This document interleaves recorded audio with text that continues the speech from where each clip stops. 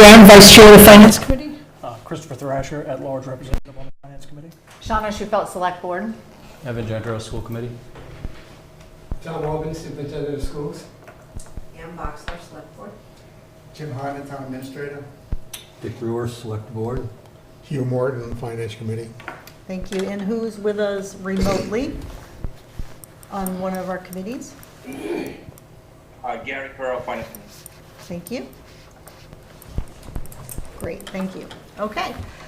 So we had talked about really looking at where the budget is, and one of the things we had asked to work on was a 5-year operating plan and a 5-year capital plan. And we received our first draft of both of those plans, so thank you very much for doing that. They're a wonderful, comprehensive start to it, so we appreciate you doing it. And so I will let the members who were responsible for doing this to maybe give us a little presentation and talk about where we are with the budget, and if you want to talk about the financial plans. Okay, I can start it off. Great, thank you. We consider this to be a draft and a work in progress. So feel free to chop it up and, take a red ink and mark it to pass or fail. But we'll start with the 5-year financial plan. We didn't really have a roadmap to go on. We just started, Jim and I worked on this. Jim is actually the author. I provided some input, but he pulled it all together. I think it's pretty straightforward. I tried to write it in language that people can understand, and so on and so forth, with a little adornments such as the total population trend by age. I think that's interesting in the front page. But we can get into all this detail to the extent that you wish, but we consider this to be a framework.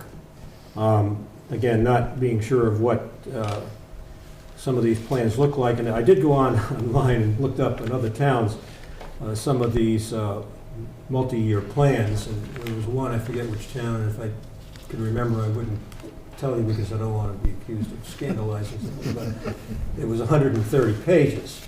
So I quickly decided that's probably not the one we're going to model our work after. And I'm of the view that when you write something that long, people tend not to read it. In fact, I wondered if this was too long. I think this is readable.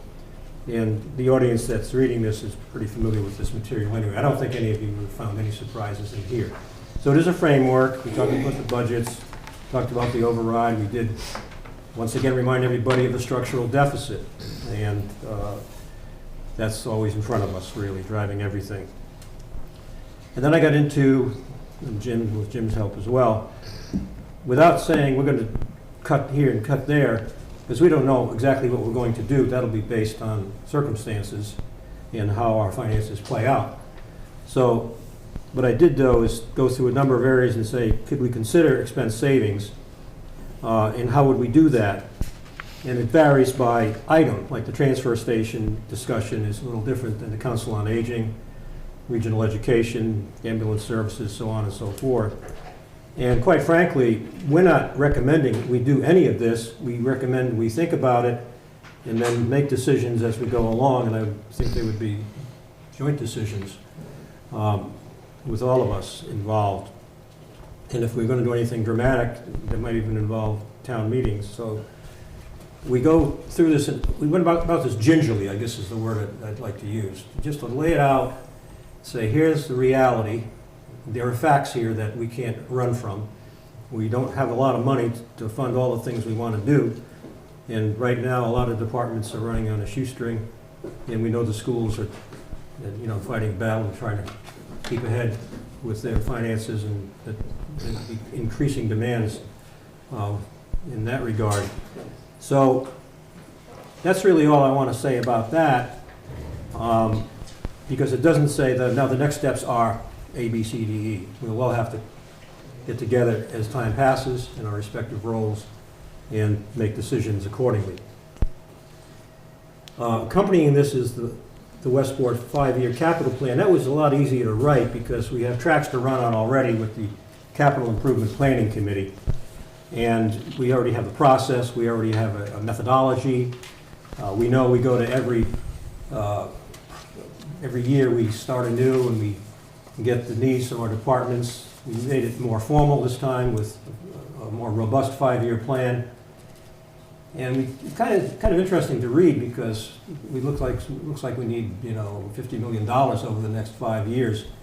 And we don't have that kind of money, but we do the best we can. We mentioned where is money coming from, and those are the usual sources, cash and undesignated free cash, it's what it's called here, it's free cash, capital stabilization, revolving funds, so on and so forth, ARPA temporarily anyway, and CPC funding, grant funding, and so on and so forth. Borrowing, we mentioned that too. Our treasurer said we ought to put that in there just to remind everybody. So again, this is familiar territory, but it was a little more format, so a little more meat on the bones than what we did before. And it's very disciplinary for the CIPC as we go through our drill. We look at the whole 5 years and say, let's make trade-offs, what is really more important and what things can be put off. And anyway, so those are my only comments. I'd be entertain any questions, or Jim can embellish. But that's what we did. Again, we consider this to be a draft. More work probably needed, but we'd look for some general direction as to where to go next as well. Thank you for putting that together. I think it's a great first draft, so I think it's great. Is this on the town's website, or is it heading up there? It is great, fantastic. I did just find it, I found it hard to find. It was under the town accountants page, not the select board page, so, but I did find it. Did you have a presentation overview of the financial plan? Yeah, not so much a financial plan, a little bit, but mainly just an update where we are in the budget Oh, okay. process, if you want. Did anyone else want to have any comments on the 5-year plans before we move into the budget? No, I think you're good. Thank you.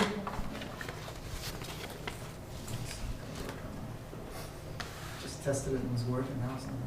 That's the way it always is. Runs and then ready to go, and bingo. Oh, 1 second before you go. Yeah. Gary, you've got your hand up. Go ahead. Yeah, I just, I want to make a comment. I think this is long overdue, and I know that now that Jim's taken over as town administrator, we were kind of looking for this. So I was, even when I was on I chaired finance committee, looking for this kind of this report, the financial plan going forward, which we never got. But I'm happy that Jim's put this together, because it's really the framework of what we do for the next 5-10 years, even down the road. And without this basis, I mean, we can make the estimates that we want as far as state aid and everything. We know what Westport will get from now into the future. But I think this is something we've been waiting for a long time. I just like to thank Jim for doing it. Thank you, Gary. There we go. So just a couple of updates as to where we are right now. Free cash was certified with $2.3 million. The governor's budget came out on January 24th. This is the first draft of the budget. It goes to the House, the Senate, and then they work together to come up with a final, so these numbers can change. We've got a couple of bright spots, so encouraging spots with the overall governor's budget. Chapter 70 funds, we did not drop back into a minimum aid community, so that is very good. So the governor's budget came in about $240,000 higher than what I had in my preliminary estimates. I intentionally estimated low, because if we would have dropped back into minimum aid, we would have been in trouble. So there's $240,000 there. I will note that last year we received $552,000 in new revenue in Chapter 70. This year, it's $211,000 less than what we received last year in new revenue. So it's above the normal. Previous 10 years, I think we were either $50,000 or $80,000, depending on whether they gave us $30 per student or $60 per student. So it's much better than it's been. It's more in line with some of the other communities like Somerset, Swansea, Seacon. They've been getting these types of increases we have not. So that's a good thing. Health insurance, we're still waiting on health insurance and property insurance for those rates, but we've been warned that they're going to increase quite a bit, and we have 7-10%. So the preliminary budget has about 9-10% in there now, so we should have that covered. But normally we like to put in 10%, and then we have a little extra, and we can distribute that to the revenue sharing as we move through the process. School choice and charter school, these are two areas that have shown improvement. School choice is about 30,000 less than what I had budgeted. And these are assessments, so 30,000 less is good. Same thing with charter school, came in 185,000. I got a chart later on that I'll show you as to how this has impacted the budgets over time. So overall, the governor's budget, I think, is favorable for the town compared to previous years, and these numbers should not change much. Looking back over the years, the Chapter 70, school choice, and charter schools don't fluctuate like some of the other line items. We still have some unknowns. Like I said, state aid, we're getting closer. We have the governor's budget. We need to wait until we get further along in the process to be real confident with those numbers. Regional schools, we're still waiting for Diamond assessment, Bristol Aggie assessment. The Diamond's usually a big number. Hoping that stays fairly close to where it's been the last couple of years. And like I said, the insurance, we're waiting on those two numbers. There's a lot of little things in this graph, but this just shows what we have for new revenue that we've had over the last 10 years that we've shared with the town and the school, but this is what we split up. If you look at 2014, we had about 1.4 million. 2015, it dropped down to 255,000. So it's kind of going up and down. The last few years, you can see as you get to the right, that black line, the red dots, it's going up from a low of 305,000 up to this year we're about $2.1 million. And that's mainly because of Chapter 70 and the charter school and school choices, which is credit to the school because they're bringing in more students and we're not losing as many, so that's a good thing. But as we did the 5-year outlook, or we did the 5-year plan, we went back 10, 12 years, and based on what we've seen with numbers, what we feel is sustainable budgeting going forward is about $1.4 million in new revenue. I think that's something we can count on. If over the next couple of years the Chapter 70 continues to come in high, we can bump that up to 1.8, 1.9. But right now, budgeting purposes going forward, we're probably at about 1.4, which is a 3.5% increase over last year's budget. Going forward, it'll be about 3.5. So as we plan ahead in the future years, we really need to plan for about a 3.5% increase and hope for better. That's all the money there is. These two charts, because I think these are important, I've mentioned them a couple of times already, but the top chart is the increased revenue year over year for Chapter 70. So in 2014, we received 40,000 more than we received the year before. And you can see it's pretty much flat line. We either received 40, 50 or received 80, 90,000 for almost 10 years. And that was because we were considered a minimum aid community. Last year we bumped out of the minimum aid community. You can see where it spiked up to $552,000. And that's where other communities have been getting their Chapter 70 money every year. They've been up $400,000 or $500,000 a year while we've been getting $30,000, $40,000, $50,000. So over a period of 5 or 6 years, it's a significant amount of money to some of these other communities that we've lost out on. But you can also note we dropped down $211,000 this year from what we received last year. But it's still good compared to the previous years. And then the bottom is the combination of what we're assessed for school choice and for charter schools. And this has really done a number on the budget over the last 10 years. You can see in 2013, we were assessed $109,000. By 2023, 10 years later, we were assessed $1.3 million. So any new revenue that we get before we can share it with the school and the town, we need to deduct these increases. And it's been significant. But we've seen it level off. Last year, it kind of leveled off. We hit the peak in 23. I think more kids are staying in district. And less kids are going to charter schools and taking advantage of school choice going out. So there's a significant savings there. That's about a $500,000 swing right there between Chapter 70 and the school choice. This chart shows the school percentage increase in their budget each year. And this does include the free cash amount. So this is what their average, their actual yearly increase has been. So 2014, we're about 5%, then it drops down to less than 1%, and then back up to 3.5%. And you can see the 3.5% is somewhat the average over the last couple of years, last 10 years or so. And that's, that kind of factored into the 5-year plan as well. Looking forward, it's something that I think we can feel pretty comfortable that we can meet that 3.5% budget increase a year.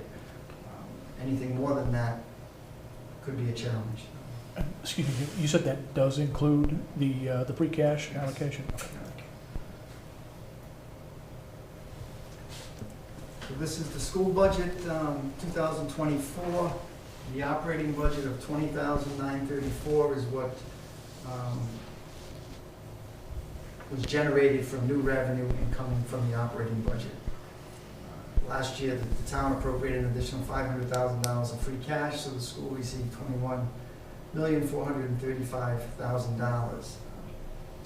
This year on the right, if you look at FY '24, they started at $20,934,000. The new revenue with the current split of 54%, 46, they would get $1.1 million.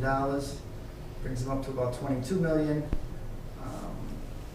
We discussed paying off the campground, which would provide some additional operating money, and the 54% of that would be $70,000. So right now they're at about $22,151,000, which is a 3.4% increase over last year's budget with the free cash. Without the free cash, it's a 5.8% increase over last year's budget.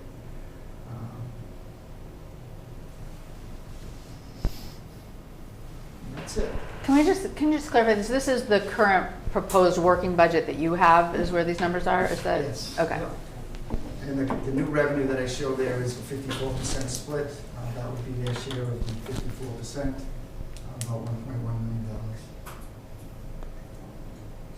Jim, new revenue means increase from all sources, new construction, more from the state, maybe excise, whatever, everything, every extra dollar that's come in since last year.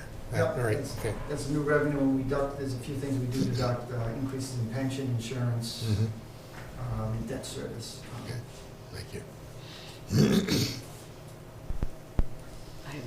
So I have another question. So on, the select board hasn't discussed this yet, but you did kind of throw out a proposal of, and I think it's in the 5-year plan too, the kind of proposal about supplementing the school budget with, so this is without any free cash. This is just the distribution of revenue without any free cash. But we kind of laid out a proposal of stepping down the free cash. So instead of cutting off the 500 all at once, to step down and fund 400 in 25 and then 300 and 200, to kind of gradually step that down. So I know we haven't agreed to that yet, but that was in the working budget that you're working on for the select board. I think, does that still reflect using some free cash? Yeah, and that's Yeah. up to the select board, but we can see what, I can show you what that looks like when we get to Okay. that point. Thank you. And the thought with the step down is we would try to absorb the additional 100 town-wide, which may or may not be pleasing to everybody, but it's an option, right? So if we did that, the school would essentially, before we did the split, we would take 100,000 out. So essentially the town would be losing 46% of that, $46,000 each year, in order to help the school offset some of that free cash. But, you know, when we went through the plan, you can see the pitfalls of using free cash and how long it would take to wean ourselves off that $500,000 free cash without totally devastating the school department.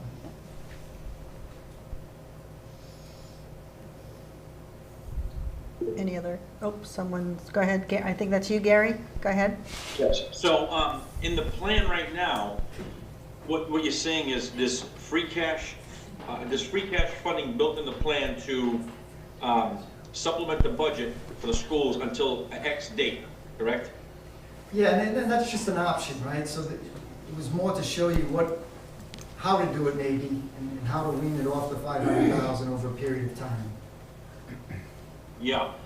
The only issue I think everybody's probably going to realize is that at a certain point in time, schools are spending at X, and it is what it is. I'm not saying that it's right or wrong, but as we start weaning off those dollars to the schools, they're still spending at X. So at some point in time, they either need to make cuts, or we don't cut back on the school funding for free cash. I mean, I don't know what if that's going to be a policy.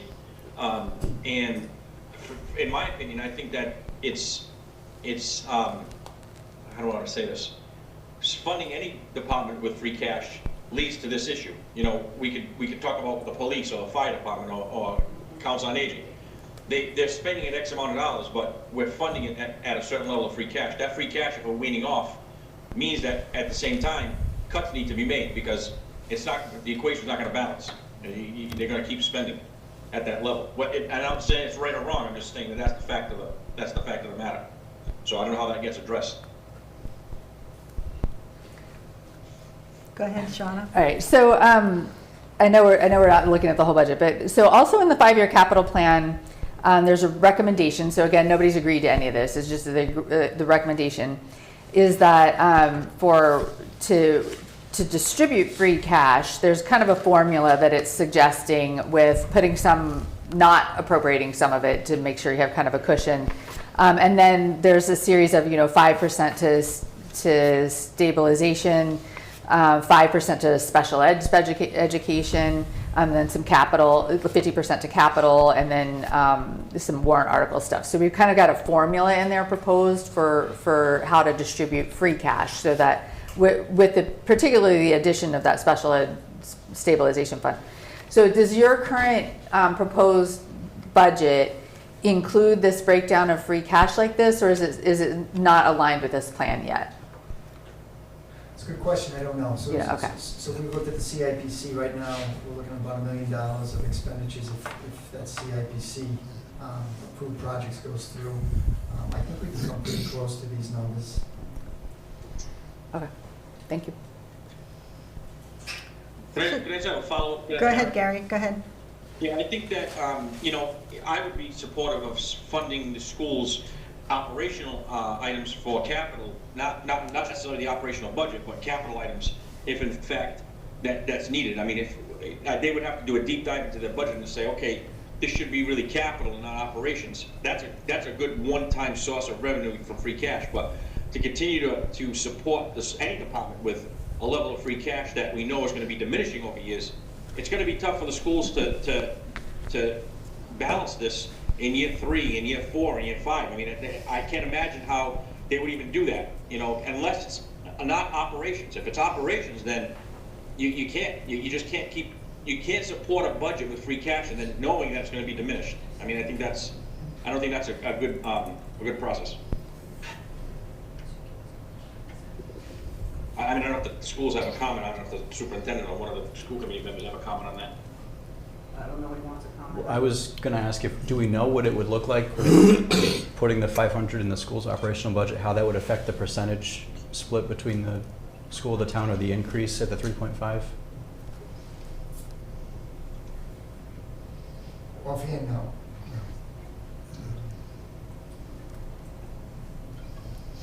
Well, the current one that you're showing right now does not include free cash, right? And that's the 54-46 split. Yep. So I think what we're going to talk about on the select board is an additional 400 from free cash, which I appreciate Gary might not be for, but that's on the table to go ahead and do that, right? No.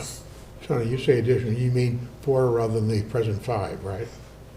No, I mean the current projected, the budget we haven't voted on, I just want to be clear. What Jim is showing right now, the school department budget would be $22,151,207. So I don't really want to talk about plus 400, plus minus 500. Okay. The budget that they would get would be $22,151,207. And the source of that? The source of that is operating revenue. There's no free cash to fund that $22,151. Right, so the $22,151, there's no free cash. We have talked about an additional 400, so that would make it $22,551,207. I am with you, but what I was saying was, last year was 500,000. So when you say an additional 4, that sounds like 5 plus 4. It No. isn't. It is not, it is free cash of 4 going into this budget. That's Yeah. that's what I support. I support And I that understand plan, what you're saying, I just actually. don't want to make it clear on the record, as it were, it's not 900,000, it's 400,000. And it isn't a cut to the school department budget, it is an increase of over $1 million to the school department Yeah, budget. okay, that's, Might not be enough that they need, no, I but understand, but that's clear. yeah. So, Kevin, can I follow up a little bit? Go ahead, sure thing. Yeah, so I get what the process would be, but I'm just fearful in year 4 and 5, when 400,000 becomes $0, what happens to the operational budget for the school then? Well, I think the idea was not 4 to 0, it would be 4 to 3, right? Well, Yeah. Then 3, then 2, then 1. Yeah, At but some that- point in time, But Gary, that this phase 5-year is plan- not overnight. Wait a minute, within sometime in this 5-year plan, the schools will be getting $0 additional dollars. How do they address that? They're not getting $0 additional dollars, they're getting the new revenue split additional dollars. We don't know, and your point should be well taken, but it's a step down over time, and each budget is something to be dealt with in its own merits at each step. So this is a thought or a plan. It doesn't mean that it is a vote or something that actually will happen as stated. It may be Right, but different year by year, as Sean is saying. This does not take into account additional revenue in the future that can be allocated. It's assuming But they- the steady they use- state, I believe. But they're using it for operations. That's my point. It's, Yes. it's Yeah. being used for salaries. It's being used for additional items like that. So what happens in the 5th year when they get $0? They have to come up with that money. How Yeah, does but that happen? We don't know. We're not there yet. Yeah. It's 5 years out, and we don't know what the revenues are gonna be, and what the allocations are gonna be, but it's a plan to step down to that, assuming, I think, a steady state Well, in and terms of revenue. I think the big benefit of having this 5-year plan is they have a target number 5 years out. They know it's gonna be 3.5% increase every year, so they're gonna take 22.1, 22.1, they're gonna add 3.5%, they're gonna add 300 for the year after that, and then they have a planning number that they can go for, because right now, it's just so inconsistent. Now, it does run the risk if we come across a year where we do not have enough free cash to fund it, then they're gonna find out quicker. But I really like that phased approach. That really was my point, Shauna, that it's a plan. And if we find along the way things have changed, which they're likely to, you adjust the plan or the circumstances based on reality. Yeah. But we all need to, when we're going to our union negotiations, we need to have an idea, what is our budget number gonna be 3 years from now when we're going into these union negotiations? Yeah, I agree with And we that. don't have that right now. I'm not arguing, again, Yeah. just saying simply, I think the clarification is, it is a plan, it is not a commitment that totally will happen no matter what. It is a guide towards the anticipation, but each year is, like each town meeting, is a separate entity and will deal with the budget for that year at that time, with this as a projection of what may happen, but is not required to happen. I have a specific question for either the town administrator or the superintendent with regard to the special education stabilization account. What exactly could that be used for? Would that go to specifically the transportation cost? Would that be a qualifying expense? Or? It could be anything involving special education. Okay. I'll give you just a quick answer. Today, a student had to be evaluated. 25-day evaluation would be $15,000. We didn't have that plan. We'll come up with that website. And that's it. The idea of the special purpose on special needs was something that we had and I had gotten from other communities. And the select board person that I had talked to had said that they had encountered something very different, extraordinary that happened. A child comes in, as I talk about, with autism, it's $250,000, we don't have that. We can't pay for that. With the moving lines, 15, like we said, we can handle that. And that's why they started to do a special purpose fund for special needs, for extraordinary expenses, something that just wasn't planned for. Somebody that comes into district that you weren't planning on that has significant disabilities that the district can't handle. And that would be in the 6-figure range. My idea was to do it and earmark it for $100,000 every single year and let it build. Maybe it gets up to $750. Maybe it comes to $1.5 million. But you know what? In a clean swipe, 500 of that could go with 2 kids, just like we got hit with this year. So that way, I think people have the transparency that we're putting the money there for this purpose if this happens. Extraordinary, not just regular services that we provide, but services that we can't provide. So that was the whole idea, and the special purpose line items in a rainy day fund make the voters have the transparency, but the money is going to go there. It's also a deterrent when you're in arbitration with unions, because the first thing they ask about is, what do you hold it in your rainy day fund? And they use that and consider that when they did the arbitration. They just did it with the police department. They looked at what we had, not that we had a ton of money, but they looked at other towns and cities, and they said, well, you can get it out of there, and that's what they say. So if we special purpose our funds, you can even do it with your capital improvements. You can say, you can make your departments do the 5-year plan you're talking about right now, and say, are you gonna need a front loader in 5 years? You're gonna need a fire truck in 5 years. Yeah, and you put that in and you do a special purpose line item that we put in $50,000 or $25,000 a year to new front end loader that we will need in 2028 or 2030. And every year we throw $25,000 at it, kind of like we all do in our own personal budgets when we're trying to plan for something that we know we need in the horizon, that we're 5 years out, not saying, we really need it this year, we gotta have it this year. We plan out 5 years saying, you know what, this is gonna be an older machine, or, hey, we got boilers in the school, we need to replace them, we should start purposing this, for this particular, and you can actually earmark these line items in your budget. I think the voters get the transparency that it's gonna go somewhere. It ties it up where it doesn't look like we're having any surplus cash because we're projecting what to do with it, and we're being responsible with a 5-year plan. So, But the trouble is, you assume you've got that money you don't have to spend now. It's certainly a good idea to reserve for the future, but you gotta pay the light bill before you save your vacation in the future. I'm not saying the idea is foolish, it isn't, it's a wise thing to do.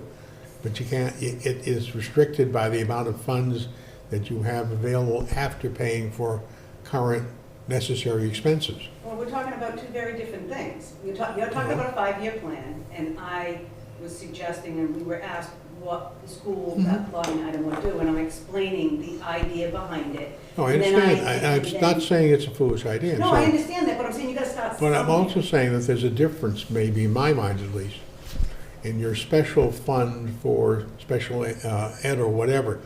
If that is universally regarded as out of bounds in terms of contract talks and so forth, that's good. If it isn't, then it's simply another pot that is going to be under attack. And in the meantime, if it is off bounds, Well, I'm that's- saying it is. pardon me? I'm saying it is. With the Okay, special I'm not purpose. doubting that, I just don't know. I'm saying that if that is the case, then that has a value in it by keeping money out of the negotiation process. Where other things, like equipment and other things, is not off bounds, it's just simply another use of money for the future, which is good, but it takes it away from the present when you have to buy things. Unless if you, what I was saying is just respectfully, if you envision something in 5 years that you need and you do a special purpose, it's basically a savings account. I'm I don't all know in what favor, that- I'm just it's saying a thought. circumstances may I'm not prevent. I'm not here for that. I was Yeah. just throwing it out there. I'm Okay. here for the special needs. I'm not Right. arguing that point. Fair Can I enough. ask a follow-up question on this? So the regular stabilization fund, as funds go in, at town meeting requires a 2/3 vote to use Correct, those funds. yes. What do these the special education or the capital expenditure stabilization fund require to pull the funds out? I'm looking at the authorization right now. Is it on town the- mean? How does I No, that- it's just, it's local. I'm looking at the authorization page on the Department of Ed website, Matt, and talking about this very do fund. you have that answer, Jim? It says, What you- or- funds in the Okay. reserve Okay. fund can only be expended or transferred out after a majority vote of both the school committee and the selectmen or city council, or in the case of regional school districts, a majority vote of the boards of selectmen or city councils of the, so it just requires a majority vote Because of, you're earmarking and saying the special purpose for it. it's both, But that's both a- school committee and That's the one select. special, that's the one stabilization account you can do that. The other ones, even if you designate as a special purpose for like a fire truck or something, I believe it still needs town meeting approval. That would need a 2/3 vote, you're correct. But This the one, other though. one doesn't. There is a difference between what is voted to be. So the special ed it would be authorized by the select board and the school committee? Yes. Not the town voters, not the finance Right. committee, Well, no the town other. voters are authorizing it at town meeting to put it in that line item as a special purpose, that's why you don't need Right. that vote. Mhm. But can I have a question Mhm. on the chapter 70? Sure. You're doing the 54 split on that as well? Right now, it's shown as 54 split. So I would respectfully suggest, and I'm just gonna say it. You look at the itemization and we all acknowledge, and thank you, Jim, school choice, the education, the retention of students in Westport has led to us to get out of one category to bring in more money. Well, we have, Jim said it, we're not in the minimum, and that's by purely, the things that increased from the budget on the chapter 70 money was by the schools retaining more students, am I right? I don't think so. So it's not? No, I think it's the formula, right? So it could be the income level of the town, could be property values, could be number of students. There's factors, but Many student factors. retention is a factor in that. I think so, yeah. And one of the things that, when I called about chapter 70, they said, I still don't understand this, but he said, in Massachusetts, inflation has gone down, so we might go back into the minimum aid. That's why I estimated low. So the inflation factor in the economy plays a large role in that. Well, school choice means less of our kids are going It's a to good other thing. schools. So that means we're retaining students. I'm not trying to mince words, it is what it is. And if they're not going to charter schools, that means we have more students not choosing charter schools and staying in Westport. Well, I'm saying, yes, that's true, but on the other hand, then there are more students that need to be educated, and maybe more teachers at this end, so you lose with one and gain in the other. I don't know how. It's not a half a dozen or one and a half a dozen. I was I'm not making a saying certain point. that it equalizes, I'm simply saying there are factors both ways. You save on the one by having more kids in town, that's fine, but this more kids presumably require more educational expenses. I don't know how they balance out, but it's just. Sure, but one or that's the what other. she's saying, that the extra money from chapter 70 should go to the schools, because just Yeah, what you but I'm just saying- said is Well, maybe directly it's related. saying I don't- different Yeah. than 54, 46, and Yeah, giving us nothing that wrong more with money that, out but of the there's nothing- operational budget. It's nothing so almost clear. rewarding the school system for retaining students, less students going out for student choice, and it's rewarding them. I mean, and I was remiss not to mention that we just had a soccer team won a state championship, first time ever at Westport High School. You're all invited to the banquet, it's on March 14th. I mean, it's an unbelievable thing to go with Little Westport. Jim was there. I mean, it was amazing to watch these kids come, and challenge against these schools. And really, when you're in Division 5 with the smaller schools and the public schools, they're almost like these little prep schools that are kind of scattered around the states that have a lot more money than we do. So it So, is. Nancy, if that was the case though, they applied that formula, as you indicated, that you capture much of that excess, would the same be true if we did drop to back to a minimum aid community? Would the schools absorb that whole decrease No, as well? See, this is not a punishment and payment. Oh, I know it's not, but it's an equity, it's I didn't finish speaking. It's a question of equity. So it's never been, when the school enrollment dropped 25%, the formula never changed. I mean, it's just a matter of, this was the formula, and in good years and in bad years, the formula is the same. The town supports one side, the school supports the other side. Years, it's different depending on the assessment. So you cannot cherry pick a good year and say, we'll take that year, unless you're willing to accept future years where it may be far different. And will you have that same argument then? I mean, I'm just saying, if I were in your position, I would feel exactly the same way. But from an equitable standpoint, as to the finances for the entire town, there are other things that are taken into consideration. The retirement plans of all of the teachers are paid for out of the total budget. And I know that it's deducted before we do the split. But there are a lot of other things that are absorbed on the town side that would be on a school budget anyway. So it's just an equitable formula. Good times, bad times, that's the split. That's just my opinion. That's your opinion. Okay, and that's my you're entitled to it, but I'm not sitting here to make an argument, and where will I make an argument? I'm the chair of the school committee.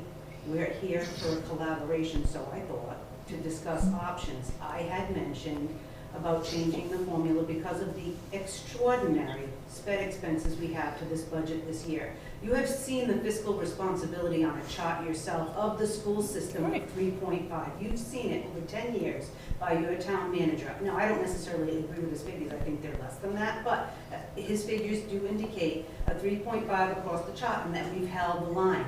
This year is a very different year, and it has nothing to do with the operations of the district. It has to do with something that's totally out of our control. So maybe this year, you have that conversation. Maybe you go back next year and you do the 56, 40, whatever. But instead of creating a structural deficit out of free cash, why aren't we creating more out of the operational budget and giving the schools more than the 54%? I can I'm help saying. answer that, as we've talked about before. So if the school were to get a higher percentage than the 54%, that means some other town department is getting less. So who gets less? Where does that come from? I guess the last meetings that we had. Where does it come from? We were looking at cutting, the cuts were coming from the school side, and there weren't any from the town side. You were talking about unfilled positions from many, many years, but the school side was going to have fresh cuts of its pre-K, its kindergarten, and then Gary wanted to know how many staff members, and we were adding that up as to what that would be. So that was the difference in that conversation, is that the cuts were, well, this is what I get. Karen, it's always. I mean, So I just we've wanna talked make about the this point. before, right? No. So the town side is very bare, and the town side has endured cuts over the years. And there's nothing left to cut unless you cut a department of significance. So what can be cut? With So Jim's estimates, if the there were school no wants cuts. more, where does it come from? With What Jim's do we cut? estimates, the last time we were here, there were no cuts. With Jim's estimates on the town side, there were no cuts. So now you've got additional money. I'm just saying, why don't you push it over to the schools so we don't continue to create this structural deficit? That's all I was suggesting, that there weren't any But cuts. this budget the that past. is balanced is barely funding all of the other There departments. were no cuts. There were in the past, There weren't this year. yes. There were no very cuts true. this year, but we have critical needs, we have critical positions that we have not filled over the years, and we're not filling this year. So it's, I would have loved to fill them last year, right? And then I would have had something to cut this year, but I didn't fill them last year, so I don't have anything to cut. But, every dollar that goes somewhere else is a dollar that we could fill one of these critical needs. And, it's just a balance, right? What needs more critical? Is it kindergarten, is it police, is it fire? It's not my decision, but we all have critical needs, and there's no easy answer. So over the past 10 years, based on the chart that Mr. Hartman presented, the actual percentage increase per year with free cash is approximately 2.2%. If you take out the free cash, it's significantly less. Each year we have step in-lane increases, somewhere around 4 or 5%. So over the past 10 years, we've been cutting our budget every year. And it's very hard for me to sit here and listen to how taxed people are when I've got an elementary school with 500 students and one principal. I challenge any of you to find an elementary school in the state of Massachusetts with 500 students and one administrator. In fact, I would suggest that you take a look at the hierarchy of all the area schools, and you'll see how lean this district is. I'm very proud of the increase in students. We've worked our tail off in order to do that. We've written crazy amount of grants in an effort to bring the money, to bring the technology that's required to support our students. Sadly, this is only going to get worse because the competition is greater than ever before. We're looking at online schools. We're looking at an increase in charter schools.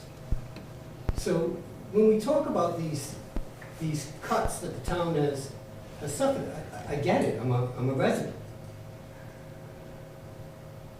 But we've been crushed over the past 4 years in particular. And I don't know if there's an answer to that, but it would be absolutely negligent on my part to point that out.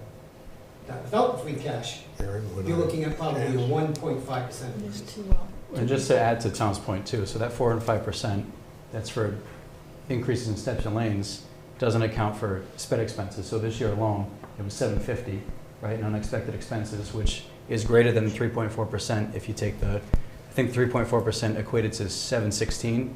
So the 750 in sped expense increase is more than that alone. I had a question, Oh, follow one up on that second. Oh, go ahead. chapter 70 issue, just for clarification, when you were Hold talking, on, I think, Gary. Nancy, about the, maybe changing the 54, you're talking just about chapter 70? Yeah, that's what I was talking about, Yeah. because I know I asked generally that could we look at, maybe we should look at a different formula, but then when I looked at the chapter 70, I said, well, that might be a good place where we focus on that and we apply a different percentage there, and then we're not gonna sustain. You have kids that aren't going to school, what do you think they're gonna do when we say we gotta fire 8 teachers? And they're gonna have class sizes of 27, do you think that makes parents wanna keep their kids in the system? You have to cut your suit to fit the cloth. But I was going to say 2 points. One is, if this is an extraordinary year, so I'm told, then using an extraordinary measure such as free cash to fill the slot is an extraordinary response. Secondly, I think we need to clarify a couple of points. I think when you say reductions, you mean reductions in the increase. There have been years in the past when there are actual reductions, I understand that. But more currently, it's more reduction in the rate of increase rather than actual reduction from the prior year, right? No, I don't necessarily, agree. I think we're just Okay. talking about two different things. I think Tom was saying with our steps and lanes, even though the chart might show 3.5, Well, we're not adding to our staff, we're not adding to our programming, we're just keeping our head above water. And what we were told, and I think it was you that said it, I'm not sure, when we talked about when the middle school had the asbestos issue, and then what happened is we had principal over there. And then we combined the junior high and the high, and so we didn't need 2 principals because they were under one building. So what happens is then when you're being cut every year, you only had 1 principal. Instead of retaining that principal salary, it went into the budget, like things happen when we do our own budgets. And so it got absorbed into it. And then now that we have the K through 5 building, the 5 through 12 building, I've got 1 principal. Yeah. And I'm not, and you know what I was You- told? I said, if you didn't need it before, then you haven't needed it all this time, you don't need it. But then when we have an equitable argument on the other side of the town having positions not filled for 10 years or 15, then it's not the same conversation. So all I was just saying is that we understand, we've taken our lumps. I was just suggesting that in this year, given, this is just very unusual. We haven't had something like this happen. That maybe with the Chapter 70 money, it could be considered, giving a little bit more. Okay, I would say money's money. I don't like the idea of establishing ratios. Things that are temporary have a way of not staying temporary. I feel much happier about Well, I think that dealing with a 54 is specific, please, a specific amount to fill the hole. And I'm not critical of what you're trying to do. My problem is simply, that's true across the entire town. Everybody is struggling to do what they need to do on behalf of the citizen. You are, I grant that, I don't argue with it at all. It's just a matter of, if we lay off firemen, we lose an ambulance, and cost more revenue than we get for the layoff. If we lay off cops, same sort of thing, they're also expensive, across the board. So, it's not that I'm unsympathetic to the idea, it's just, we don't have the money elsewhere to put it in there, But that's I'm all. saying this year, Mr. Morton, you're not laying off anyone. So to That's say what I it's hope. disingenuous. And you're we don't not. have to lay anybody off. No, you People- didn't have to, even before the Chapter 70 money got changed. You weren't laying off anybody. You were filling, as Jim said, critical positions that But haven't been filled for years. If we take money from the other budgets to fill in this hole, rather than doing the free cash we've been talking about, then there is not potentially enough money to have the personnel we have and the other thing. Then there may be layoffs. That's not scheduled at this point, but it's making it fit. So I would defer Well, to there Jim on wasn't that. any- it wasn't in the budget. There It's wasn't not in the anything. budget, that's right. I will hope that remains the case, because we don't want to lay people off. No, but it wasn't in the budget when we had less Well, money.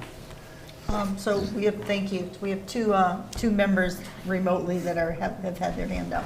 Gary, you're next, and then Al, you're right after that. So, 80% of this budget, 80% of the entire budget is probably salaries, right? Oh, give or take, whatever the number is.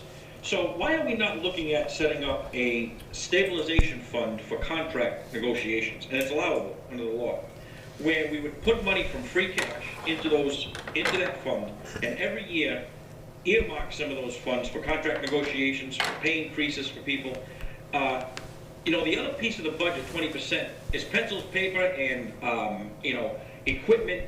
And that's not really what the issue has been over the last decade, if you will. It's been paying people the proper amount of money, getting contracts settled. This is what the biggest piece of this is. And I just can't see why we wouldn't want to set that up with a funding source from free cash. Okay, we have less money to spend on capital. But you're not going to run a dump truck if you don't have the people to use it. You're not going to have teachers in the classroom if you don't have kids in the classroom if you can't teach them. So I think it's time that we look at setting this up at the Springtown meeting to allow us to to have money put in a fund from free cash to address this. I am against funding the budget with free cash every single year and having it going away in 3 years, because that is going to be detrimental to any department that we do that to. I mean, it'd be like telling you, okay, spend at this level, but in 4 years from now, don't count on it. I think that's bad budgeting. I think it's just a recipe for disaster. If you put money and earmark it towards a fund that's used for the entire town, not just the school department during contract negotiations, I think it's a better way to go. I can't foresee the school department's budget being less in 3 years than it is now, or 4 years than it is now. It's going to be a lot more. And so how do they keep up with that trend? It's impossible. It is impossible. Mm-hmm.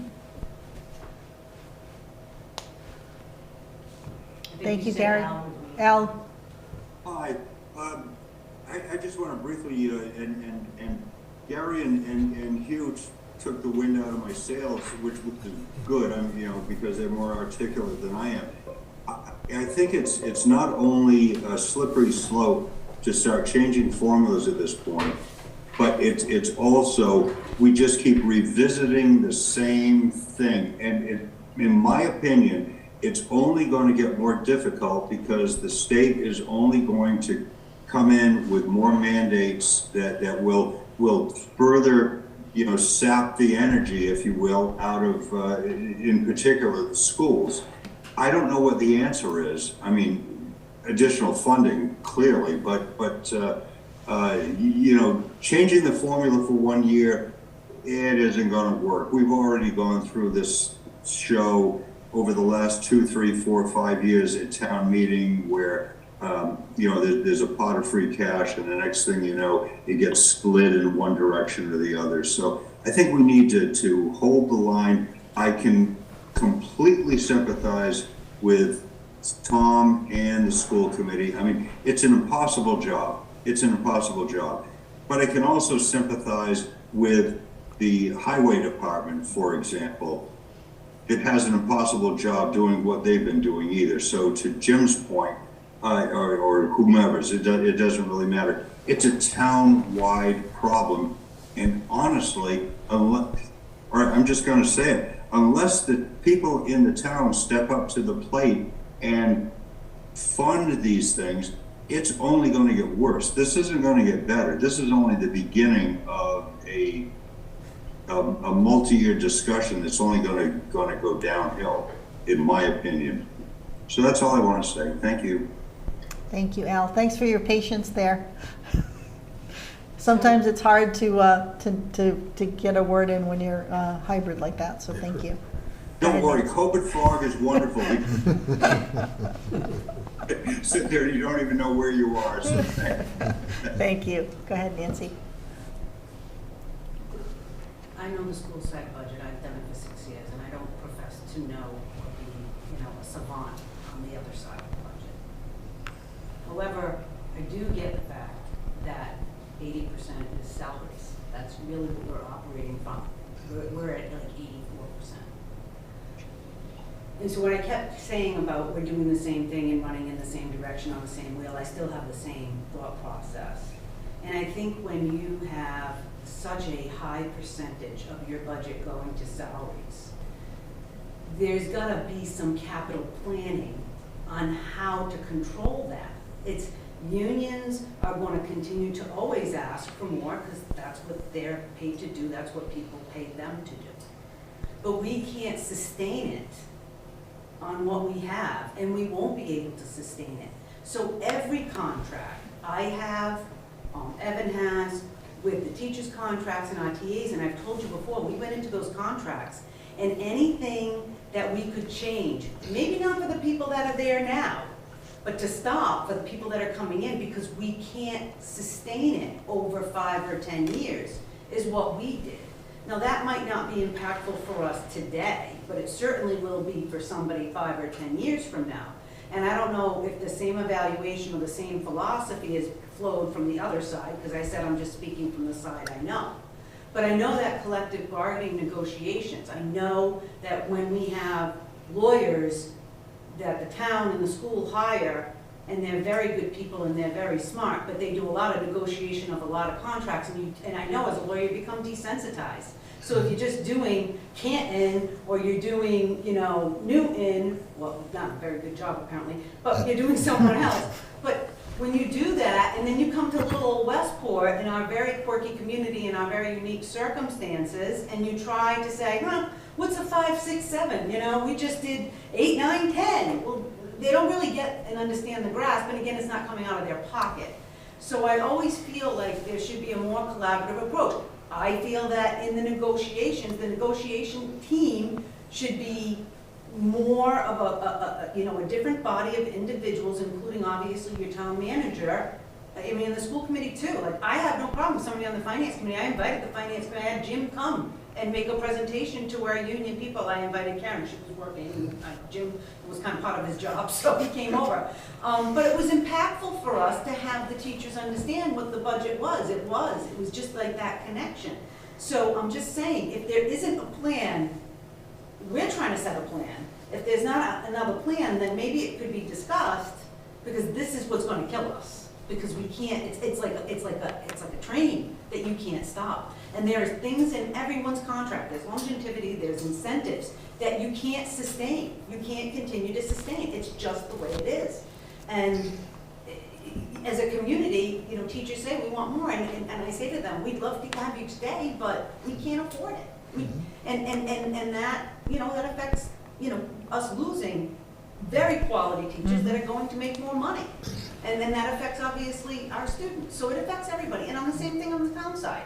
So all I'm saying is the sustainability, there are things that you have to do in a contract. You have to negotiate about increases. You have to negotiate the percent, right?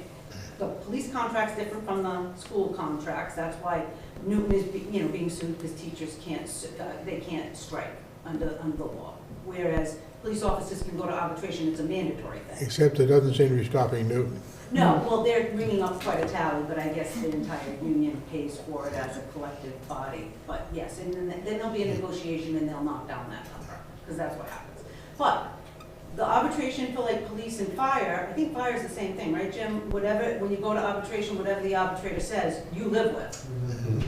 Unlike schools are different. It's not the same way. When we go into mediation and arbitration, it's not, they don't sit there and say, okay, this is the number you have to live with. So it's a little bit different, but you can cut out certain things that arbitration cannot talk about, and that really is, like I said, on our side, it's, you know, they can bargain for how much you pay for like continuing education, but then, you know, I know that we're still doing incentives here in Westport. You know, the Quinn bill went in the state in 2010. It doesn't exist anymore, but towns and cities have all creatively come up with some type of incentive based on that. The state gave it up in 2010 for a reason. They couldn't afford it.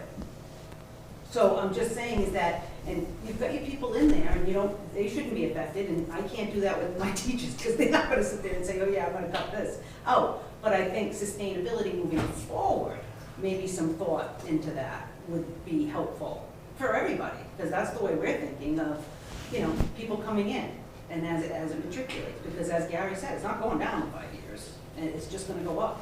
I just don't know, and I said, I don't know how we sustain this year after year after year at the rate that the unions want money and they're collectively bargaining for it, and there are towns and cities that are much more, have much more surplus to do it. I don't necessarily agree with Gary's idea of special purposing a line item for unions, because I think we're just handing them the monopoly bank, but he's We on the all right agree. idea of planning for it. and We I don't know just- how you can sustain it, but we don't have the money to do it. So there we are. We don't disagree. It's a matter of available funds. So I just have a couple of things. So I think you got a lot of really good ideas, which I appreciate. One of the things I think we need is this plan, which plan for 3.5% growth, plan for this step down of free cash the way we talked about, plan for the next bucket of free cash. We're going to put some in stabilization. We're going to put some in capital plan. I think, formula those things so that not just to make it easy on the budget process, but so that you can project, forward. But there are a couple of things I just want to point out that I really, the idea that the town hasn't laid anyone off and so we need to lay somebody off kind of suggestion, I think there's a couple of things behind that. One is we really have held the line on adding new positions. We really have, and we didn't add police officers, we didn't add firefighters because we knew we couldn't sustain them.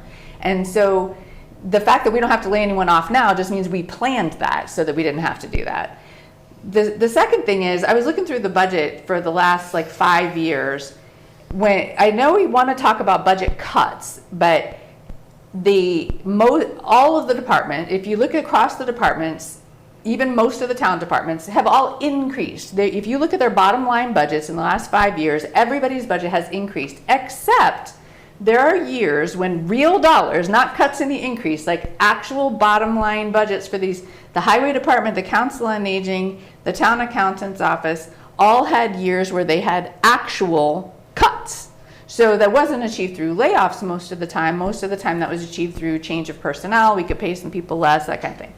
So I really want to be careful about talking about budget cuts and how we're talking about that. But one more point. One of the real challenges that we have on the town side is we have so many small departments, teeny tiny departments. And so you have, the accountant's office has 2 people. You have the assessors, I could look at them, but you have 2 people in this department, 2 people in that department, 3 people in this department. You literally can't lay off anyone in the town accountant's department because then you have nobody left, right? We did make changes a number of years ago because we saw that this was a problem. We did make changes in the treasurer's office and the collector's office to combine them so that we can share staff and that we can more efficiently use those departments. So I really don't appreciate the suggestion that we haven't been making changes on the town side, because we absolutely did. We combined the financial departments. We have held back on the hiring. We have had years, especially, they're not big numbers, the highway department and the council on aging and town accountant. We actually have had years we actually had a real decrease, which does not take away from the fact that you have a very real problem. It's just that we all have a very real problem here. So I appreciate your advocacy for the school, but I don't want to just let the town side get attacked. Well, I wasn't, see, again, here we go. It's like a town school thing, and we're trying to be a collaboration. I didn't attack the town. All I said is this year, there weren't any cuts on the town budget before we got the additional Chapter 70 money.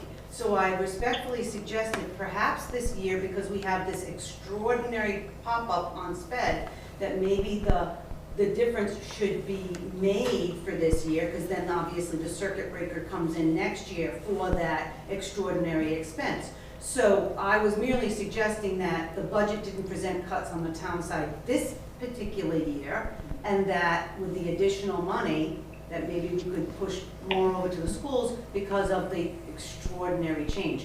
And then when everybody said, well, then you can't push it back because then you push it up. Yeah, you can, because it's really about that if you took away that SPED, that anomaly year, the 750, and the circuit breaker covers 75% of that after the first $50,000, then you're not, even if you're retaining those students and providing those services, you're not at 750 next year. So it's just an unusual year. So that, I was not speaking of trends, I don't know them. I wasn't speaking of years, because I don't have the information. I speak of what I know, which is this year, and I didn't know, and all I knew was that the town had proposed cuts when Jim proposed it before the chapter money came in, the additional money. And that's why I made my suggestion. Thank So I hope that clarifies. And I hope it clarifies, I am in full support of an additional $400,000 from free cash for the school Yeah, department. I'm just Okay. suggesting where I was looking at places to get it rather than have to give it back over 5 years. So, thank you. So, just on the cuts, right, the budget, the preliminary budget, these things very preliminary, right? We start our process, I think, way too early. So we get these numbers out here and, we kind of get excited about them early on and then they kind of change as we go through. At some point, we might want to push this back a little bit so that we get more realistic numbers before we start debating all this stuff, but. Karen that's started it. She started it before. She wanted us at Christmas. Thanksgiving. Yeah. February 20th. When I stated there'd be no cuts, I said my intent was there was no layoffs, right? So Right. before we even did the budget process, I gave instructions to all the departments saying, listen, you gotta pretty much level fund your expense accounts, and the only increases in salary is what's contracted, and that's it. So the cuts that, when they submitted their budgets, there was no increases. Right. There was nothing to cut, and then beyond that, we did make some cuts in those budgets, we just didn't have to lay anybody off. Right, and had we not had this 750 hit, Jim, we wouldn't be having this conversation, would we, with the new Chapter 70 money? No. We'd be in the same position. We would be in the same position as the town. Let me just throw into the equation, if I may. If the 750 cut, Next, Gary. 750 is a one-time proposition, then it seems that using some free cash to fill the hole that created makes more sense than before. It's not, I'm not objecting to Shauna's suggestion of phasing down and so forth. I'm just saying that then sort of fits the parameter of unexpected things that you take out of free cash because they're not something that is going on indefinitely. So, The exception is you want us to pay it back to over the no, I'm not first saying pay it back. years. No, I never said that. Well, I've that's said, what was being suggested. no, we're not saying, No. it's just a matter of semantic. Not pay it back, but not step it down over years. The amount of the years, not paying back something from the That's past. my thing, is like, the first 50 you get back next year for these kids, Okay. if they stay in the district. So you get 50, and then they call the circuit breaker, and then you get Okay. 75%. The Okay. transportation used to be No, but 65%, they moved that down. But anyway, so we'll get money towards it if these kids stay in the district. There'll still be an increase, but it won't be like Okay. 750 hit. and all I'm saying, Nancy, is that's the budget after this one, when those facts will have taken place. No, I And then we'll evaluate it, all of us at I that think we're time. actually saying the same thing. Yeah, I just okay. thought, All right. for once, you were actually saying the same thing. Go ahead, Gary, you've got your hand up. Yeah, so, I don't want to beat a dead horse, but I know the, most communities, progressive communities, and do have an employee contract stabilization fund. And the reason why I'm saying this is, could you imagine 5 years ago if we had socked away $300,000 out of free cash and used that in this fund, where we would be today? We wouldn't be talking about trying to bridge gaps of 80% in a budget or a contract year. And being on the heels of a compensation study, you better believe that the employees of this town are going to be using that as a baseline. So it isn't going to be that we can't pay them. They may go somewhere else because we're not competitive. So I think we really have to think about what's going to happen 5 to 10 years down the line. That being said, I think that it behooves us to look at socking money aside into a fund that allows us to bridge some of these gaps. Because if 80% of our budget is salary, then that could potentially be the answer to letting these budgets be self-supportive on their own. Again, I don't agree with just throwing money at departments for free cash. I believe in putting it in a fund and letting the town use that fund for employee compensation. It is done in other communities. You can do the research. It's done in the community that I work in, and it works very well. And when you go into contract negotiations, of course, it's public record. Anybody can find out what's in these balances. But it's not for their use. And if you're negotiating, that should be the first thing on the table. That you're negotiating in good faith, that you have money socked away, but it's for the town. And like I said, we're coming off the heels of a compensation study, so that's going to be the baseline. And You know, my response would be, if you got a pot of money sitting there and I'm gonna negotiate a contract, I don't care what the future claims are gonna be. I wanna get as much of that as I can from my clients. I just think it creates an incentive to ask for more in a contract than might otherwise be the case, so. You know, I agree with that in the discussion with the arbitrators and the police. We were penalized Yeah. for the override that we didn't have. Right, So, I mean, if they see a pot of money there, they'll be there like wolves going after the wildebeest. But if you know. Gary says Exactly. it works in other communities, I mean, yeah, it's that's- talking to people and seeing how it affects, when they go into collective bargaining, how it's utilized by their unions and what they're saying Yes, I can always about be it. educated by Gary, but I have the same reaction that Dick had, that there's a pot that's sitting there, and that's my first target. But anyway, that's off the discussion. Gary, is that fund funded by free cash, or does it come out of the, or do they put some money out of the operating budget every year into it? Free cash. Free cash? Yeah, and it supports every single one of our contract increases to the penny. Well, we don't have to worry about whether or not we're going into the budget and using free cash directly into each one of these departments. You know, I keep saying it, I don't agree with just dumping money into the departments, because 5 years down the road, it's gonna be even more of a struggle for them to get out of the hole they're in. So then based on what you said, that you know exactly how much it's going to be, so you fund it once you know what the contract is? So if you know that you... We funded each and every year out of free cash for X amount of dollars. We don't even know what the contracts are gonna settle for. Oh, okay. So in essence, we built the balance in there. And my point is, if we did that 5 years ago, we would have substantial balance in that account in Westport to fund these contracts and not have to worry about 54, 46, what are we giving the schools? I mean, it's really the only, like I said, I'm not gonna say it again, but I just oppose of funding departments with free cash outright. It's just, I don't think it's a good budgeting practice.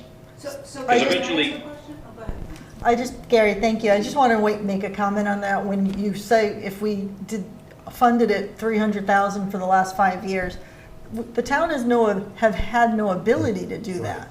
Every penny the town has had in free cash has been needed for current needs to support capital expenses or the budget. There's been no extra $300,000 that could be thrown there. So we're Westport, we're not Dartmouth, so we don't have the capital, we don't have the commercial base that a town like Dartmouth has, where you have excess cash that you got to kind of do with. We've spent every free cash dollar.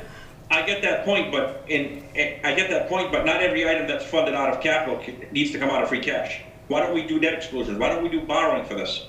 Why are we using capital? Why are we using free cash every year? Gary, borrowing is just postponing the inevitable. It then comes out of the operating budget in later years. And a project is an override. We know how that has worked, and project overrides have passed, but overrides in general don't. So that doesn't really create anything new. Well, I mean, there's more of a likelihood that somebody will, and this is kind of crazy, but there's more of a likelihood that someone will pass a debt exclusion for $20 million to buy or renovate a building than they will $2 million to support an operational override. That's just, Yes, they will, because 20 million is an exaggerated figure, but it has a finite end. It's for a particular thing that you think is a good thing, a school or a police station or a fire station, rather than just giving the selectmen, excuse me, ladies and gentlemen, the people don't necessarily entirely trust a slush fund to do whatever they feel like doing. Now, that's not fair, but that's the way some people think. So if you have an amount for a specific thing that you're in favor of, you're much more likely to go after that because you want it to happen. When you talk about just generally providing town for the budget, that's not such an easy sale. So we can look at other communities, right? But even if it's in a stabilization fund, it's still one-time funding, right? So it supports that first year with the raises, but it's not in the operating budget for the following year. So we run into a similar problem. But you know, it's worth looking at. If it's working for other communities, maybe we should take a look at it. I just want Yeah, it's a commitment every year. Yes. Yeah, so you get this money and you put it in the stable, I think it's interesting, the concept, but how do you decide? So you're in a contractual year with the fire, the police, and the teachers in the same year. And the fire wants But we five. don't have fire because it's districts, but yeah. I get Okay, it. let's kick out fire, police and school, okay, you have teachers, the union there, and the police union. And so you have this extra surplus fund. Do you have, like, in your collective bargaining, are you coming in as a team to negotiate the police contract and the school contract and saying, hey, we can give you guys each 3% and we can take 1% out of the surplus budget and make it a 4 for you guys, but both of you are getting the same thing? Is that how it's done, where everybody is in a kumbaya? Or, Well, so some of it's built into the operation budgets through taxation, but anything above and beyond, like let's say we were gonna offer 2%, I'm just making this up. yep, And they come in and they want 3 or 4%, the rest of it comes out of that stabilization fund. Or we take it all out of the stabilization fund and don't touch taxation. There's been years that we've done that. But my point is, it has to start somewhere. So if you're gonna look at building this account, you've gotta start with a minimal amount to build in it. It's, like I keep saying, okay, yeah, you're gonna have less for capital, you're gonna have less for a dump truck, less for a garbage truck, but where does the town wanna go in 5 years? Do they wanna have equipment that can't be run by employees, or do they wanna have employees? That's where it comes down to. It's just that Gary, easy. we know from the override that the town in voting wants the lowest tax rate. but So no. all your points are legitimate, et cetera, except we don't have the money to put aside. No, but you build it somewhere. Now, Gary, I find it interesting because kind of what I was saying about that we have more of a collaborative approach to our collective bargaining across the board, town and school side, because we say we're all one, but then we're both negotiating our own things from different areas. So if you have, because you have such a small town, if you have that collaboration and you say, hey, look, this is what they're looking for, this is what you're looking for, and you have you set up a practice that we're giving equitable, this to you and this to you, we're not giving you this more and you that, we're gonna take this out and give you each another 1% or 2% because we've saved it over the years. And you've developed that practice, that would win in the arbitration. If you have a practice that you do equitable collaboration between all your unions and you give them in equity the same % out of that and you have that type of past practice, that would certainly serve you. Nancy, Yeah, you don't go to arbitration if they agree upon it. You go to arbitration if one of them says, that's fine, that's nice, but I want more. No, I completely I don't mean to understand. No, argue. I understand. The arbitration process is very difficult, kind of like with sped law when we So object what- to something and we It's consult. it's a bobtail litigation, but it is simply finding a factual and decision. But if you've studied that decision, it really shows like a systematic collaboration sets up a past practice that is equitably done by the town over a period of years, would defeat some of the arguments that I the don't know. arbitrator has. You may be right, but it would depend upon the arbitrator at the time and the whole sort of thing. If a judge who makes a decision based upon his standards at the time is different, an arbitrator, but de facto same thing as a person with the power to impose the result. And Karen, can I ask one last question? You One can, last and then Shauna has a question Yeah. pending, and then Al does, so you've got one more.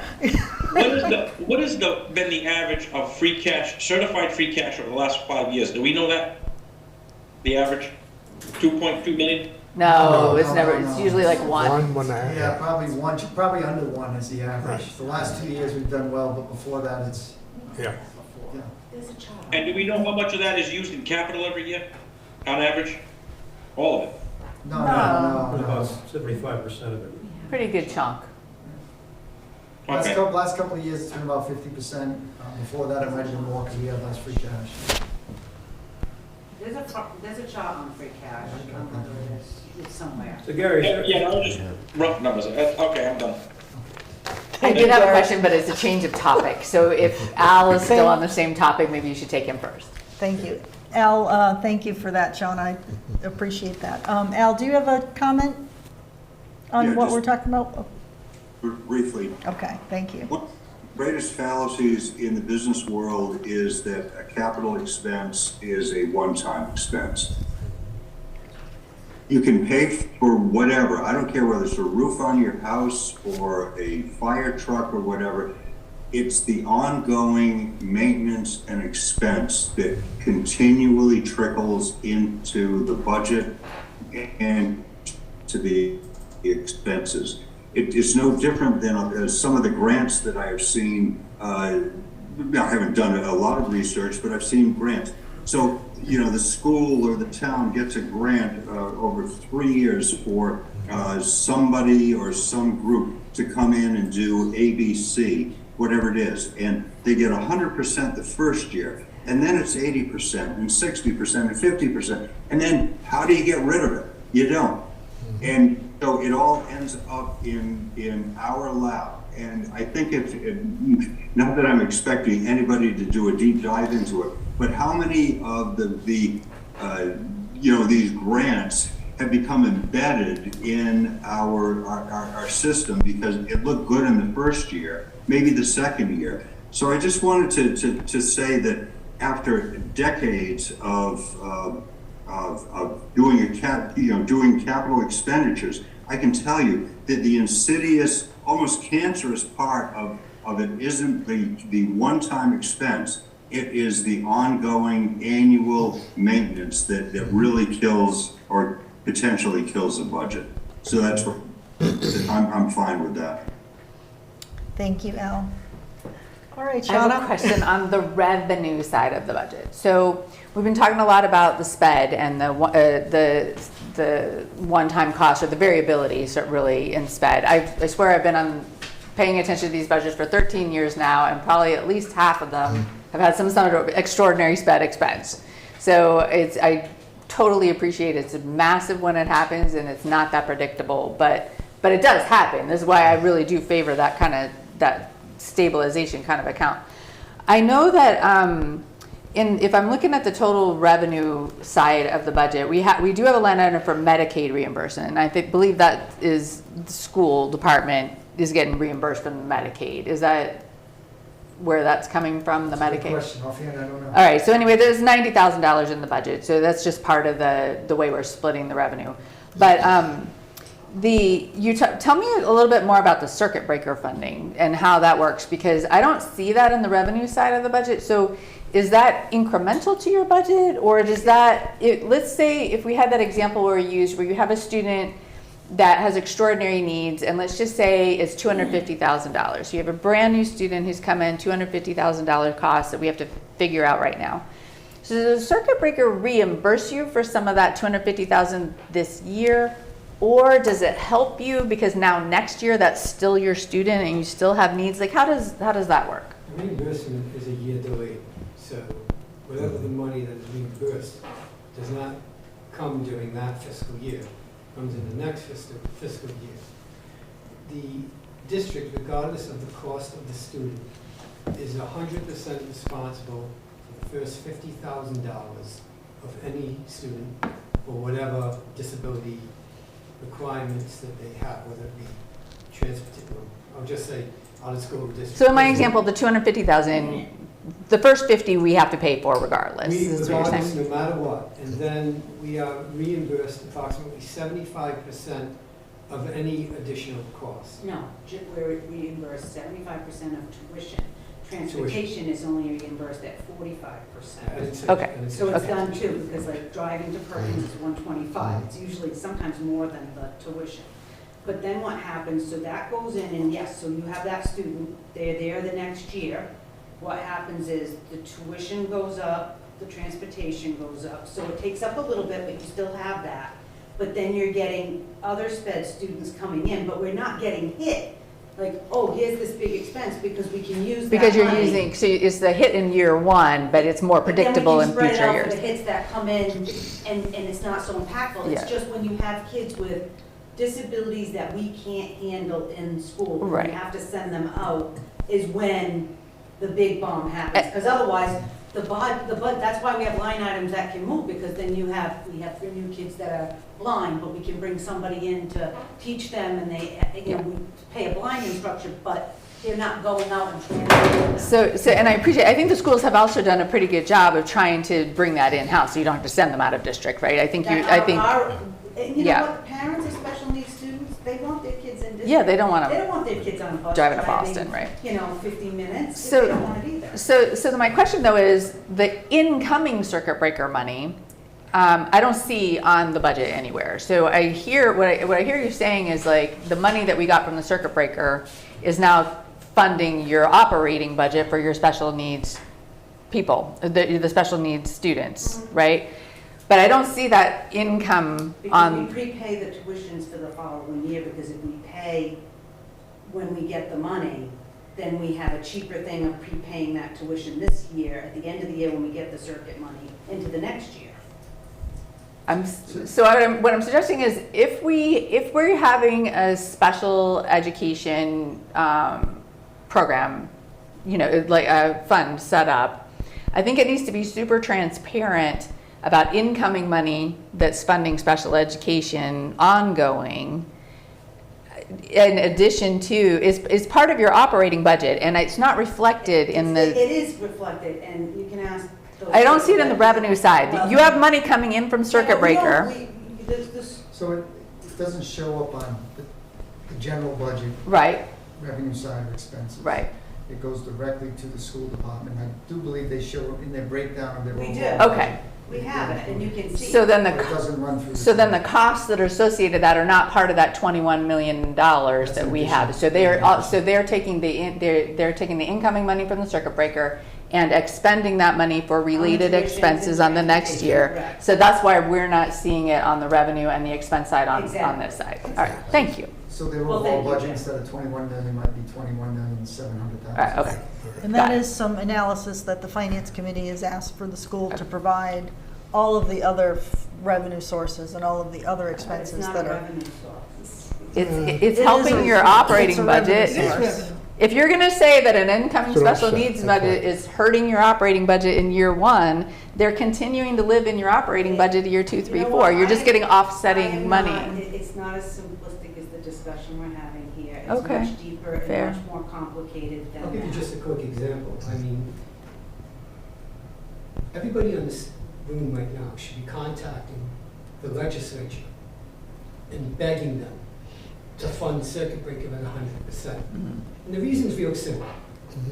The needs of the students are becoming greater and greater every year. Yeah. The mental health crisis in this country, as a result of things like the opioid crisis, vaping, it's only getting worse. We're getting it more and more. So even the reimbursements from circuit breaker end up going out faster each year because the needs of the students are greater.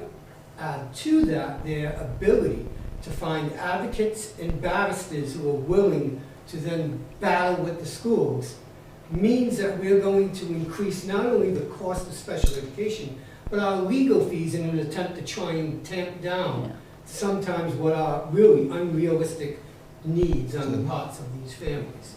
So this is not going away. This is only going to get worse. I wish I had better news for you. But the But it mental isn't. health issues are off the charts right now.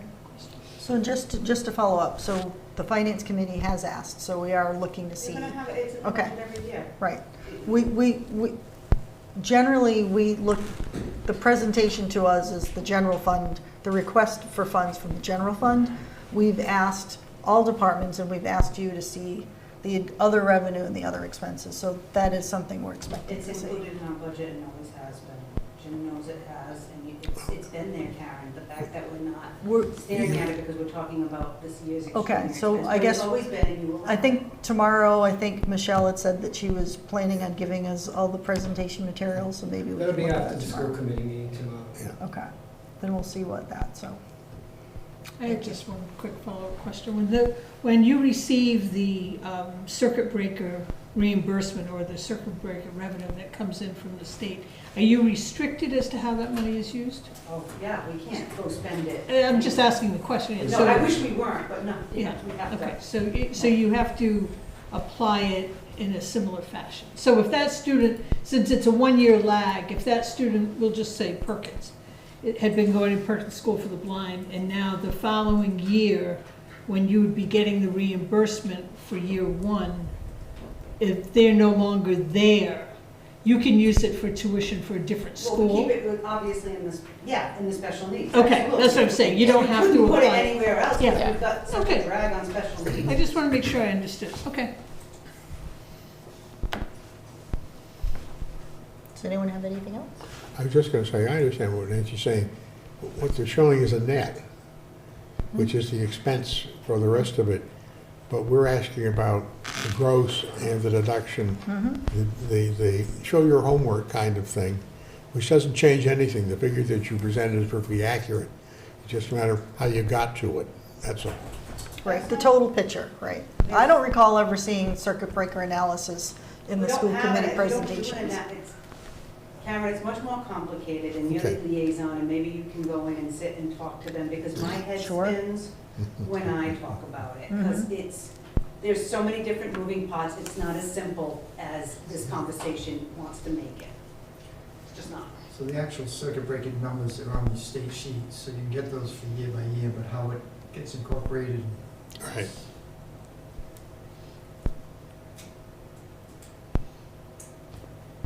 Okay, that's what, we're, you know, I think it's helpful to all of us to have all of these complicated things in presentation, so the finance committee understands it, the general public understands it, so the only way to take a complicated thing is to put it in a presentation to make it understandable, as opposed to this thing that's too complicated to discuss. No, it's too So, complicated to discuss here. It's something that even if I put it in a plan and showed you on a spreadsheet, I could not explain it to you because there's so many other moving parts. When you have one kid coming in and then you have another kid and then you're paying this and then you're going over there, you can't just, it's coming in for student A, we spent this for student A, this is what we're gonna, it's not that simplistic is what I'm trying to say. We can chart what we have coming in and we can show you what we have going out on our sped budget, which shows you our deficit, which becomes part of our request. That's not a problem. That makes sense. But the bottom line is, all of this money is still absolutely it's dealing with the spending, period. It doesn't, Where else you could can't, it be- yeah, that's what I'm saying, you can't, Yeah. so they I can't think put it that- anywhere else, so. Oh, yes, it's in So our new programming, have none, or our new hires don't have any. So, I mean, what are we doing with it? Karen, the contrast I'd offer is veterans benefits, far less complicated. The town funds the money this year, and next year gets a reimbursement 75%. So the figure will fluctuate depending on what it was expended. And it's nowhere near as complicated as Nancy is explaining with that, but it's similar in that the town fronts the money and then gets a reimbursement the next Because you- Yeah, but fiscal year. Veterans Benefits shows as an incoming revenue stream in the Yes, state that's aid right. district, You so I know can your- see That's that. the growth, right. You know your veterans and the number doesn't dynamically change where sped changes Oh, no, I'm It just doesn't saying, I'm change as just saying. dramatically as. every day, like it can change every day. No, just saying the mechanism volume, yes. is far less complicated with silver. The town spends the money and then gets it back from the state in the following Exactly, year. and then you're just expending again. Sped expenses aren't going down, and, you know, something's coming else in to take it up. It's just something that just rolls along. great, thank you. Al, you've got your hand up? Yes, I do, and it's very brief. When you cut through all the clutter, we have a revenue deficit and we have a regulatory overload. What I would suggest that we might do at some point is to pin the tail on the donkey and bring Mike Rogers in here to explain what is really going on with our present and our future, because this is when all's said and done, and I've spent a lot of time listening, which is really not my proclivity, but I have actually sat and listened. It all comes down to regulatory issues, and who better than our state senator to come there and put him on the hot seat and say, what the hell is going on? What are we looking at? Because, you know, many people have said this, and I'll just make it say it again. This isn't going away. It's only going to get worse. So, you know, I do believe that we should haul Mike onto the hot seat and ask the tough questions and get the tough answers, so we know where we're going to be 3, 5, 10 years down the road. So that's my thought. Karen, I agree with Al. You know, we need, especially, there's so much local, I mean, they live here. So there's, I mean, I'm not saying that they don't represent other communities, but they live in town, so they know Westport. They know what we're struggling with amongst other communities. Look what they did for us for Hossack Beach. You know, they increased the funds that we got from there. So I'm not saying that they're gonna come in here with a magic wand, but it would be great to know, yeah, where we stand, what the future lies, and maybe we build a better 5-year plan with that insight. But I agree with Al. I think that, you know, it's not, I wouldn't say put them on the hot seat, but let's get as much information that we can from them. I've been a proponent for that for a long time. I think that needs to be done. Great, Thank you. I would just say, without barging in, put them on the hot seat. What the hell? It could be fun. Well, we don't want to put it on too hot of a hot seat because these people have helped us out to the tune of $1 million from Route 6, you know. So, Yeah, I agree. So, you know, it's one of those. But I'll call you Madam Chair, even though it's just not supposed to be a finance committee. We should remind ourselves that the Board of Selectmen and Select Board meets, and I'll keep saying this, Board of Selectmen for years probably, we'll have us die hard. But we meet on the 12th of February, and that's when we will finalize our discussions on the budget. Because, as you know, by February 20th, we need to send that to the Finance Committee. And we don't have a meeting after that. We could always have a special meeting, of course. So, speaking for myself, but others may want to chime in here from the Select Board, I think we have enough information to move forward. I appreciate the conversation tonight about the schools, about Chapter 7. That's been very helpful. And so we'll just go at it, and that's the schedule. We'll be on time. Terrific. And then, just to recap, so then once the select board has its recommended budget, it comes to the finance committee. The finance committee has spent, from December, virtually every week, we've reviewed most of the department budgets at this point. The 2 budgets we have left are the highway and the school, which will be next week. And then once we get your budget, then the finance committee will talk through the entire budget and go from there. Can we just revisit, when are the warrant articles due and the warrant article financial information to the Finance Committee? So the warrant article- I wasn't sure if you were looking at the calendar. No, March You're not. 10th, right, is the due date by the bylaw. If Select Board finalizes the annual town meeting warrant on March 10th. Warrant articles we do Friday of last week. We have a draft of the warrant. We should have one ready for the next selectmen's meeting. And there is a proposed, we are going to talk about at the next select board meeting, a proposed debt exclusion for the April ballot. So that it will, I'm assuming that'll be on the agenda for the 12th. Yes, it is. It's looking like a multi-night town meeting. Oh, boy. Well, Multi-night select board meeting, right, it's a multi-night select board meeting. Okay, if nothing else, anything else? No public, so no comments from the public. If you'd like to, if nothing else, we can call a meeting. Yeah, Oh, do you have something else? I just want to say, is there an intent to have another one of these meetings with this group, or is this it for this cycle? What was, It's I'm trying to up remember to the game the plan. committee. We didn't really have a game plan beyond, Yeah. we certainly should continue, and we should be, even beyond the current budget cycle, we should be talking about 5-year plans and Yeah. Okay. Senator Rodrick's, and that would be a helpful thing. Maybe that's after Right, elections in town. I think so. Yeah, I Good guess idea. I wonder if I could have a moment with Dr. Albin after the meeting? Jim, are you going to adjust your budget based on the new cherry sheet estimates? Yes. Okay, so the The budget, numbers I showed today showed the new cherry sheet. okay. you had somebody had a raised hand. Oh, thank you. Gary, go ahead. Yeah, I mean, I know we're wrapping up here, but, you know, it amazes me how, you know, how frugal we are in this town. And it's just amazing that these departments can do what they do day in and day out, and these committees and boards can accomplish what we do day in and day out without any additional penny in revenue. And it just, I think it goes to the fact that it's good management, The department heads are doing what they can with what they have.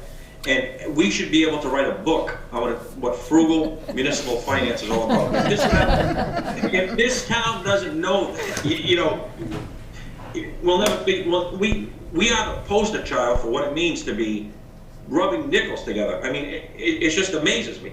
Year after year, I've been doing this now for 10 years, and in my professional world for 30 years, it's just amazing. And it's the credit to, you know, sometimes we get a little heated, but we should be that way, because we're passionate about where we live, you know?